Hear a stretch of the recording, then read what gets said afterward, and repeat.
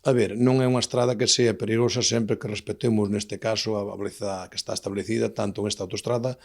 igual que no resto das outras autoestradas de Galicia, está a 120, eu creo que a esa velocidade non é, eu son usuario dela con frecuencia e creo que non é autoestrada perigosa. Eu creo que estes accidentes estánse debendo a, pois, a despistes na hora ao mellor de condución ou incluso excesos, pode ser incluso por exceso de velocidade. É verdade que cando chove, pois esta autoestrada o pavimento non é moi drenante, entonces cando chove sí que pode ser perigosa porque se forman pequenos charcos de auga que pode facer pois, o tema do que todos coñecemos polo aquaplaning. Entón sí que pode, pero tanto o accidente de hoxe como o pasado domingo, pois a autoestrada estaba en condicións, estaba o firme, estaba seco. Eu creo que pode haber algunhas causas por temas do vial, non nesto, en outros tal, pero eu creo que se respetamos o límite de velocidade,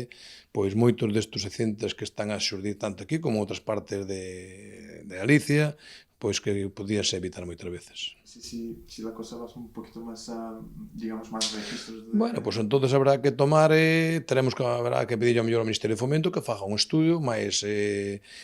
pormenorizado da zona e que faga, que estude, ao mellor aumentar incluso a señalización, tanto a vertical